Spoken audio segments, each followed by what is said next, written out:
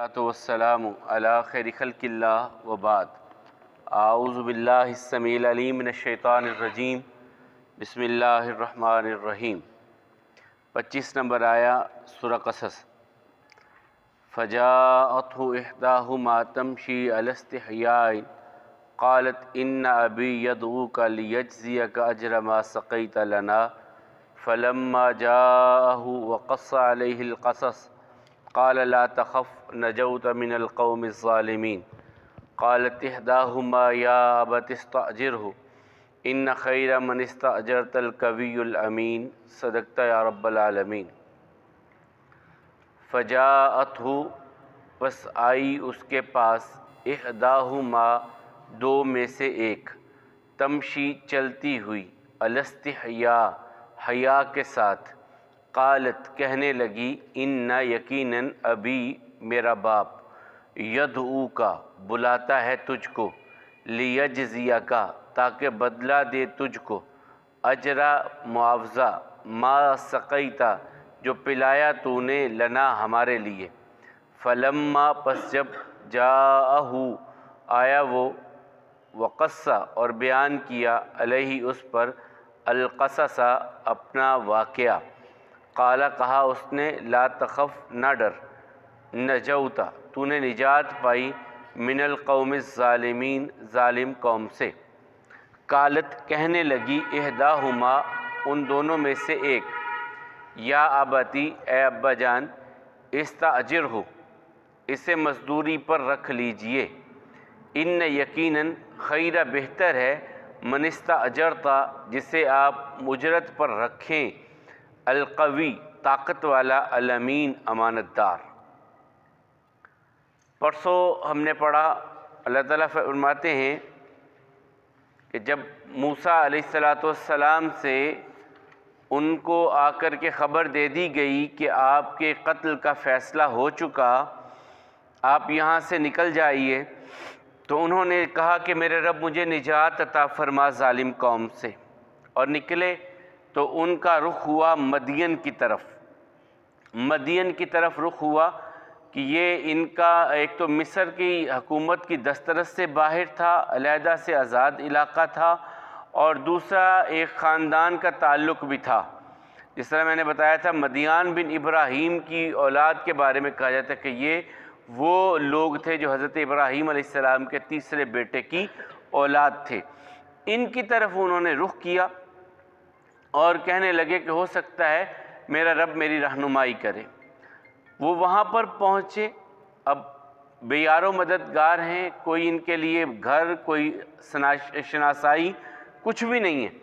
وہاں ایک کنویں پر آتے ہیں تو وہاں بھیڑ لگی ہوئی ہے لوگوں کی، جو ہم نے پرسوں پڑھا، لوگوں کی بھیڑ لگی ہوئی ہے، وہ اپنی اپنی بکریوں کے ریوڑ کو پانی پلا رہے ہیں، جانوروں کو پانی پلا رہے ہیں کنویں سے نکال کر کے۔ لیکن ان سب کے درمیان علیحدہ سے سائیڈ پر دو خواتین ہیں جو بکریوں کا ریوڑ لے کر، باقی سب مرد چرواہے اپنے ریوڑ لے کر کے آئے ہیں، دو خواتین ایک سائیڈ پہ اپنے ریوڑ کو لے کر کے کھڑی ہیں، بکریوں کو لے کر کے کھڑی ہیں، وہ پانی نہیں پلا رہی۔ اب موسیٰ علیہ السلام کو یہ حیرت ہوئی کہ یہ کیا معاملہ ہے کہ یہ خواتین ہیں، ان لوگوں کو تو چاہیے تھا کہ یہ پہلے ان کو پانی پلانے دیتے، خواتین کو پہلے پلانے دیتے تاکہ وہ جاتی ہیں اپنے گھر میں، مرد بعد میں پلا لیتے۔ یہ خواتین سائیڈ پہ کھڑی ہیں اور سارے مرد اپنی اپنی جو ہے وہ جانوروں کو پانی پلا رہے ہیں۔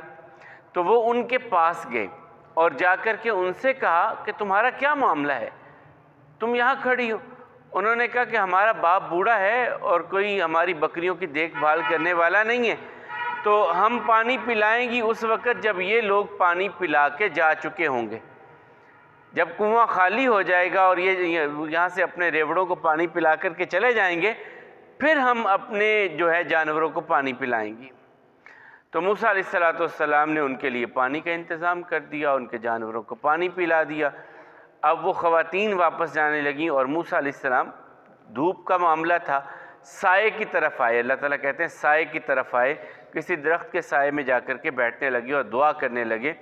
ظاہر ایک بندہ مسلسل پیدل سفر کر کے سینکڑوں کلومیٹر کا اور ایک جگہ پہ پہنچتا ہے اور وہاں بھوک بھی ہوگی، پیاس بھی ہوگی، تو گھر بھی میسر نہیں ہے، تو وہ دعا کرنے لگے، اے میرے رب میں تیری طرف سے اترنے والی ہر خیر کا محتاج ہوں، میں تیرے در کا فقیر ہوں، جو بھی تو میری جھولی میں خیر ڈال دے مجھے عطا فرما، خیر عطا فرما۔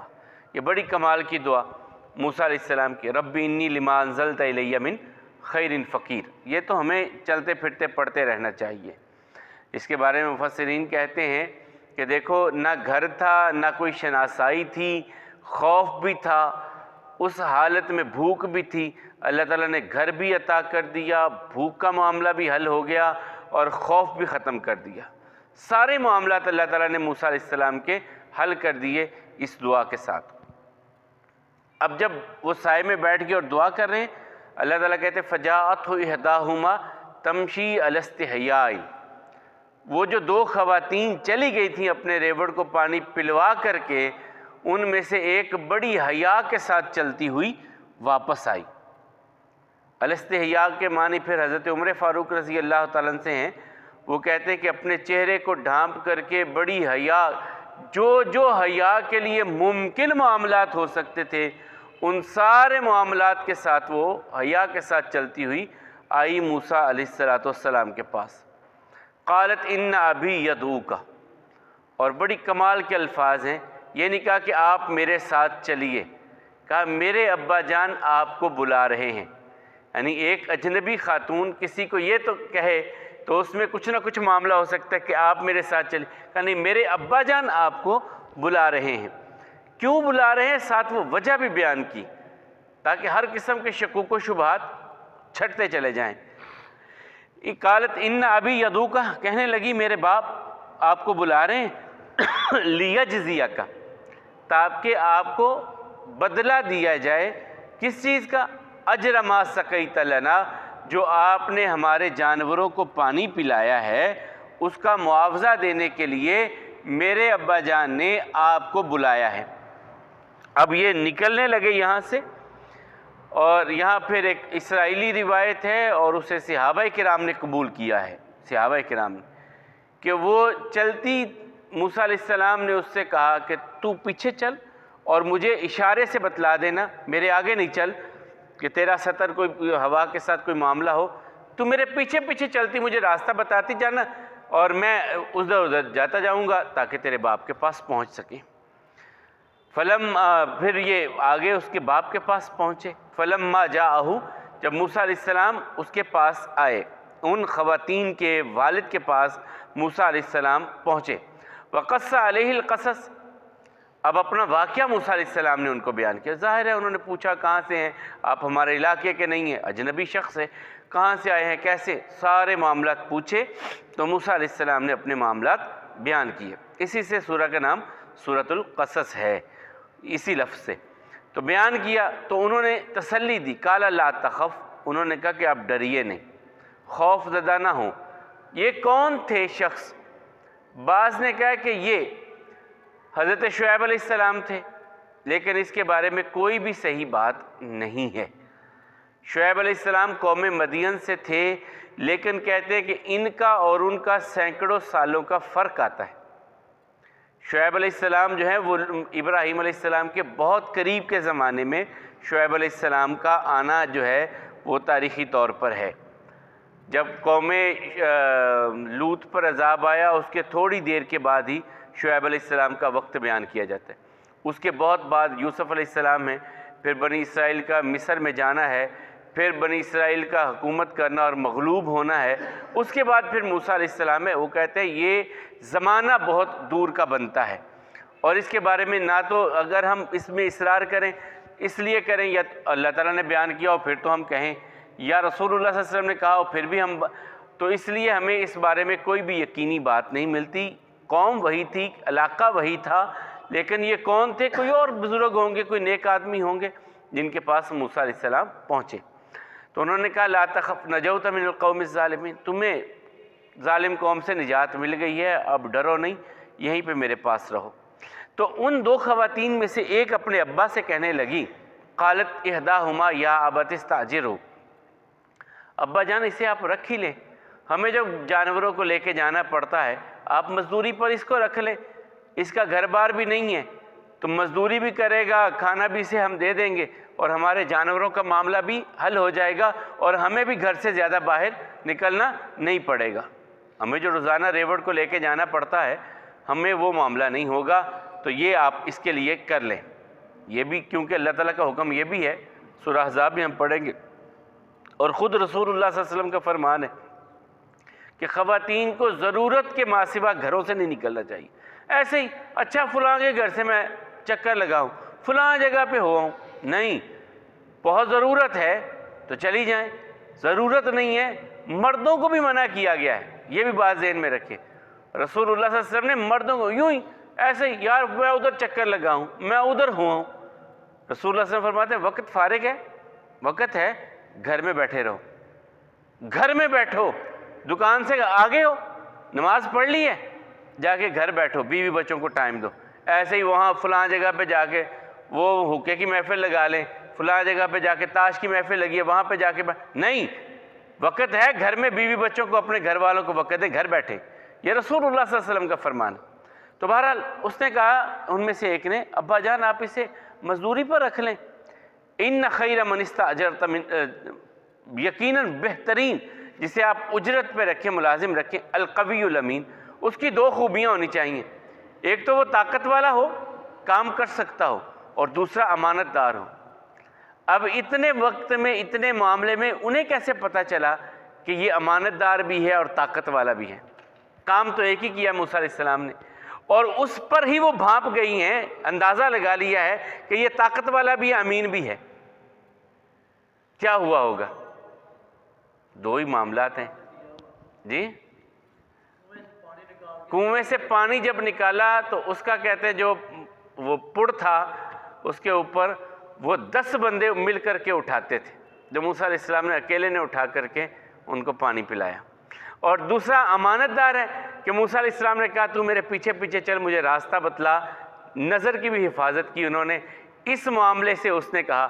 اور یہاں پر عبداللہ ابن عباس کا ایک قول ہے، وہ کہتے ہیں کہ 3 بندوں کی ذہانت بڑی کمال، کہتے ہیں ایک ابو بکر کی کہ انہوں نے اپنے بعد امت کے لیے عمر رضی اللہ تعالیٰ عنہ کا انتخاب کیا، ایک حضرت یوسف علیہ السلام کو وہ جو کفیل تھا عزیز مصر، اس کی اس نے کہا کہ اسے عزت والا ٹھکانہ عطا کرنا، اپنی بیوی سے کہا تھا۔ اور تیسرا کہتے ہیں یہ موسیٰ علیہ السلام کے معاملے میں بولنے والی خاتون، جنہوں نے ایک معاملے سے پورے معاملے کی تہہ میں جا کر کے جو انہوں نے کمپلیمنٹ دیا ہے موسیٰ علیہ السلام کے بارے میں، کمال کا دیا ہے۔ تو ان 3 کے بارے میں حضرت عبداللہ ابن عباس کہتے ہیں کہ اللہ تعالیٰ نے انہیں بہت فراست عطا کی۔ دوبارہ وہ کہنے لگیں قوی بھی ہے، طاقت والا بھی ہے، امین بھی ہے۔ تو آگے انہوں نے، باپ نے آگے سے کیا کہا، رکھا یا نہیں رکھا، رکھا تو کن شرائط پر رکھا، یہ ہم انشاءاللہ کل پڑھیں گے۔ تو اس کے پاس یعنی موسیٰ علیہ السلام کے پاس ان 2 میں سے ایک عورت چلتی ہوئی آئی بڑی حیا کے ساتھ۔ اس نے کہا کہ یقیناً میرا باپ آپ کو بلا رہا ہے کہ آپ کو اجر دیا جائے جو آپ نے ہمیں پانی پلایا۔ پھر جب انہوں نے وہ اس کے پاس آئے اور اپنا واقعہ بیان کیا تو انہوں نے کہا کہ آپ ڈریے نہیں، آپ نے ظالم قوم سے نجات پا لی ہے۔ ان 2 خواتین میں سے ایک کہنے لگی ابا جان آپ اسے مزدوری کے طور پر رکھ لیں، یقیناً جسے مزدوری پر رکھا جاتا ہے وہ قوی بھی ہو اور امانت دار بھی، اور یہ دونوں خوبیاں موسیٰ علیہ السلام میں ہیں۔